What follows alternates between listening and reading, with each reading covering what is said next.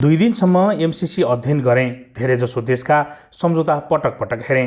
हामीसँग भएको सम्झौता अमेरिकनले मात्र लेखेको होइन भन्ने लाग्यो। नेपालमा नै केही स्वार्थी मानिसहरू छन् जसका नितान्त फोहोरी चाहनाहरू छन् केही चिरफार गरौँ। हो, केही देशघातीहरू यो परियोजना माग्न गएकै हुन्। त्यसभित्र नेपालका राष्ट्रको विकासमा विद्युतको प्रवर्तन गर्न चाहने देशभक्त उद्यमीहरूको समूल नाश गरेर नेपालको विद्युतमा विदेशी बहुराष्ट्रिय कम्पनी ल्याउने र विद्युत प्राधिकरणलाई विस्थापित गर्ने 2048 पछिको राष्ट्रिय उद्यमलाई निजी लगानीको हातमा पुर्याउनेको एउटा गुप्त सानो जत्था छ जो हर किसिमका हदकण्डा प्रयोग गरिरहेको छ। यो एमसिसीको एक खुट्टा हो। विदेशी लगानी सिप र विदेशी मुद्राको अभावले खडा गरेको खाडल नपुरी गृहस्थ उत्पादन बढ्दैन। त्यसैले बढीभन्दा बढी विदेशी सहयोग भित्र्याउनु पर्छ भनी निरन्तर नेपालको विकास प्रक्रियालाई गलत बाटोमा हिँडाइरहेका टेक्सासी दिमागहरू यसमा निरन्तर लागेका छन् र विदेशी बहुराष्ट्रिय पुँजीवादको सेवा गर्ने विदेशी परामर्शदाताको सहायक नेपाली दिग्भ्रमितहरूको एउटा जत्था पनि छ जो एमसिसीको अर्को खुट्टा हो। यसले एमसिसीको करिब 17 अर्बको सामाजिक विकास खर्चबाट प्राप्त हुने लाभमा र्याल काटिरहेको छ। फतिमालाई नेपाल ल्याएर नेता फकाउने रणनीति यसैको हो। अमेरिकाको चीनलाई रोक्ने सुरक्षा नीति नौलो होइन, उसलाई नेपाल चाहिएकै छ। अमेरिकी चीन कन्टेनमेन्ट रणनीति एमसिसीको तेस्रो खुट्टा हो। नेपाललाई विदेशी सहयोग लिने नशा लागिसकेको छ। विदेशी सहयोग बिना देश बन्दैन भन्ने दिमागबाट दिग्भ्रमित टेक्सासीहरूको अधीनमा 7 क्लासे नेताहरू परेका छन् र सबै दलमा यिनकै व्यवस्थापन हालिमुहाली छ। यी 3 खुट्टाका बीचमा पनि अन्तर्विरोध रहेको छ। त्यसकारण सम्झौता परस्पर सहमतिमा बनेको छ। त्यसैले अमेरिकी सहयोग वा पैसा होइन, समस्या सम्झौताका शर्तहरूमा रहेको छ। पहिलो खुट्टा वा जल माफियाको स्वार्थ ट्रान्समिसन लाइन हो ताकि भारतमा बिजुली पुर्याउन सकियोस् सिधै। त्यसै कारण नेपाल विद्युत प्राधिकरणले निर्माण गरेको बृहत तथा दीर्घकालीन गुरु योजनालाई फ्याँकेर यो ट्रान्समिसन लाइन ल्याइएको देखिन्छ। 2017 मूल सम्झौतामा गरिबी घटाउने लक्ष्य राखिएको छ, तर 2019 को गैरकानुनी ढङ्गले गरिएको कार्यान्वयन सम्झौतामा यो लक्ष्य हटाइएको छ। यो लक्ष्य हटाउने काम जल माफियाको हो। जम्मा 40 अर्ब भौतिक निर्माण र 16 देखि 17 अर्ब चाहिँ परामर्श, प्रशिक्षण, जनचेतना, लैङ्गिक समानता जस्ता कुरामा खर्च गर्ने र त्यो रकम एनजिओ मार्फत खर्च हुने हुँदा एनजिओहरूको नियन्त्रण गर्ने कानुन बनाउन नपाइने व्यवस्था एमसिसी नियमनमा छ।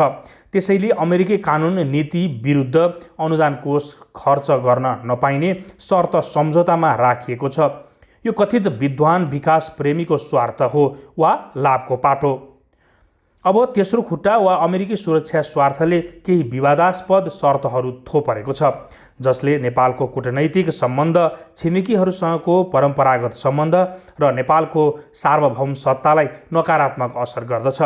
माथिका 2 खुट्टाका स्वार्थ पूर्ति गर्ने भयबाट उनीहरू अहिले तेस्रो खुट्टासँग मोर्चाबन्दी सहयोगमा उभिएका छन्।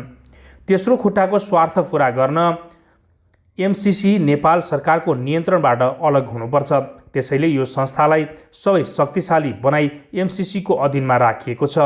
2017 को सम्झौतामा नेपालको प्रतिनिधि संस्था अर्थ मन्त्रालय भनिएकोमा 2019 को सम्झौतामा एमसिसी नेपालले नै नेपालको आधिकारिक प्रतिनिधि बनाएको छ। तर यो त सरकारको कार्यदलको हैसियत मात्र राख्ने निकाय हो। त्यसैले सरकारको अधीनमा रहनु नपर्ने र सरकारको तर्फबाट सबै अधिकार प्रयोग गर्न पाउने शर्त राखी सम्झौतालाई संसदबाट पारित गरी संवैधानिक हैसियत प्राप्त गर्ने परिपञ्च मिलाएको छ। त्यही कारण कानुन मन्त्रालयबाट प्रतिनिधि सभाले सामान्य बहुमतबाट पारित गर्नुपर्ने पत्र लेखाई परिपञ्च मिलाइएको छ। यस्तो राय संविधानको धारा 158 र कार्यव्यवस्था नियमावली विरुद्ध रहेको छ। संविधान र कानुनका बारेमा राय दिने अधिकार कानुन मन्त्रालयलाई होइन, महाधिवक्ताको कार्यालयलाई मात्रै रहेको छ। 2017 को सम्झौताको धारा 7.1 मा रहेको सम्झौता राष्ट्रिय कानुनभन्दा माथि हुने व्यवस्था एमसिसीलाई सरकारको कानुनबाट अलग गर्ने र अमेरिकी कानुन लागू हुने शर्तलाई मान्यता दिन गरिएको प्रश्न देखिएको छ। अमेरिकी कानुन र नीति अनुरूप परियोजना चल्नुपर्ने शर्त रहेको छ। यस्तो अवस्था अन्य देशसँग सम्झौतामा छैनन्। नामिबियाको सम्झौतामा त्यहाँको योजना आयोग कार्यान्वयन गर्ने निकाय रहेको छ। कोसोभो र नेपालका सम्झौतालाई सुरक्षा रणनीति कार्यान्वयन गर्ने परियोजना मानिएको छ। एक लेखकका भनाइमा कोसोभो सम्झौतापछि एमसिसी सुरक्षा रणनीतिको साधनमा परिणत भएको हो। श्रीलङ्का र नेपालका सम्झौता आइपिएस संयन्त्र हुन्। अत सम्झौता संशोधन हुनुपर्छ, अन्यथा यसलाई रद्द गर्नुपर्छ।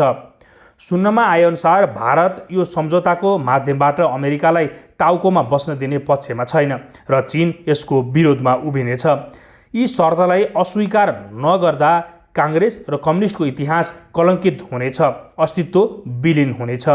राजनीति गर्न जान्नुहुन्छ भने फतिमाज्यूलाई अमेरिकी राष्ट्रपतिको दर्जा दिनु पर्दैन भन्ने पनि बुझ्नुहोस्। डाक्टर युवराज सङ्ग्रौलाले सामाजिक सञ्जालमा व्यक्त गरेको यो टिप्पणी हामीले दैनिकी.com मा प्रकाशित गरेका छौँ।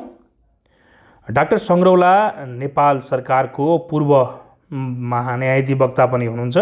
उहाँ तत्कालीन प्रधानमन्त्री झलनाथ खनालको कानुनी सल्लाहकारको रूपमा देशको महान्यायाधिवक्ताको पदमा रहनु भएको थियो।